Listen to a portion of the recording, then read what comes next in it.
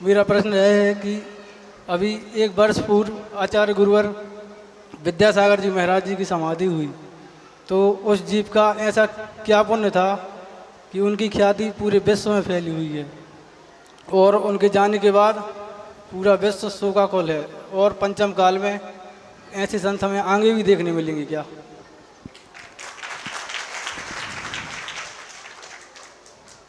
आचार्य प्रवर विद्यासागर जी महामुनिराज की गत वर्ष में जब समाधि हुई तो नियम से ऐसे श्रेष्ठ साधक जिन्होंने अपने 50 वर्ष से अधिक संयम में व्यतीत किए हों, वे जब हमारे बीच से चले गए तो जिसे कहते हैं अपूर्णीय क्षति, जिसको पूर्णता नहीं दी जा सकती, ऐसी क्षति जिन शासन को अवश्य हुई।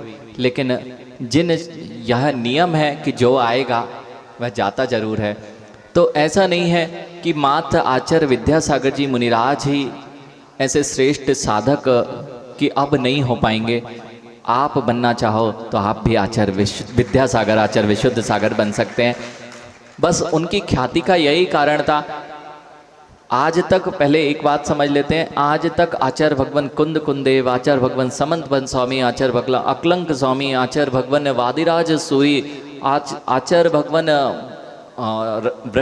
रविशैन मुनिराज, आचार्य जिनसेन स्वामी, आचार्य वीर सेन स्वामी, कितने नाम गिनाए। परंपरा यह अक्षुण्ण रूप से प्रवाहमान हो रही है, जिसमें अनेक अनेक श्रेष्ठ साधक आए। और इस संसार का जो नियम है कि जो आता है उसे जाना पड़ता है, उसके निमित्त से उनका जाना होता है। इसका अर्थ ये नहीं होता है कि आगे कोई भी आचार्य विद्यासागर जी मुनिराज जैसा नहीं होगा। जो उनकी जैसी साधना करेगा वह नियम से उनके जैसा बनकर जिन शासन की प्रभावना करेगा। दूसरी बात, उन्होंने ऐसा क्या किया कि वे इतने ख्याति और नाम को प्राप्त हुए, और पूरे जैन जगत को ही नहीं, पूरे संपूर्ण विश्व में यदि कोई साधना के नाम पर जाना जाता था तो वे आचार्य विद्यासागर जी मुनिराज थे। और साथ में आपको यह भी ज्ञात होगा आचार्य विराग सागर जी मुनिराज थे, जो अपनी साधना के लिए पूरे जगत में विख्यात हुए। मूल ये है, हम जल्दी बड़ा दिखना चाहते हैं। छोटा सा बीज होता है, उसे बढ़ने में समय लगता है। आज विद्यासागर जी मुनिराज जैसा और विराग सागर जी जैसा कोई क्यों नहीं बन पा रहा है? हम छोटे से पौधा होता है, उसको विश्व में दिखाना चाहते हैं। आपको अभी मिट्टी में गड़े रहना है। जैसे ही मिट्टी में गड़े रहोगे, सहन करना पड़ेगा, धूप पानी अग्नि सब सहन करना पड़ेगा, फिर भी अपने आप में अड़िग रहना पड़ेगा, तो एक दिन आप भी बट वृक्ष बन जाओगे। बस ऐसे ही कुछ आचार्य विद्यासागर जी, विराग सागर जी मुनिराज ने किया। उन्होंने यही किया कि उन्होंने कक्ष के अंदर की साधना की। कक्ष के अंदर की साधना, तपस्या की, बाहर प्रभाव अपने आप फैलता गया।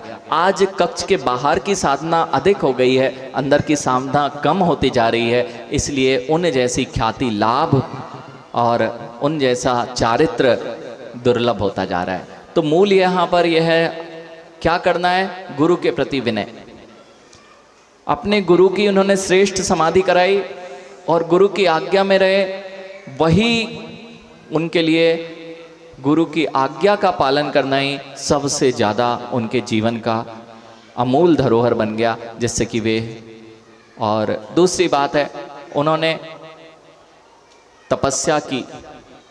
हम तपस्या नहीं देख पाते, इसलिए उनका नाम बस दिखता है। जिन्होंने अपने कई वर्षों तक अनेक प्रकार की साधना की, अध्ययन किया, पंडितों के साथ बहुत चर्चाएं की, ध्यान किया, रात्रि भर जगे।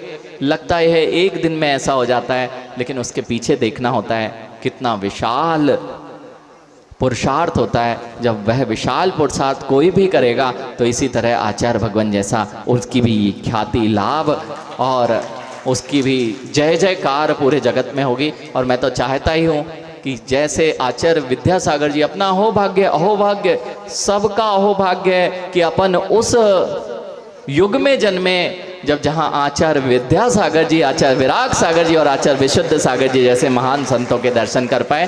अब तो लोग नाम ही ले पाएंगे, कि हमारे समय में अब तो बच्चे जो आएंगे जिन्होंने दर्शन नहीं किए, तो आप बताओगे कि हमारे यहाँ तो आचार्य विराग सागर जी आए थे, हम विद्यासागर जी मुनिराज का चौका लगाने जाते थे, उनके दर्शन करने जाने थे।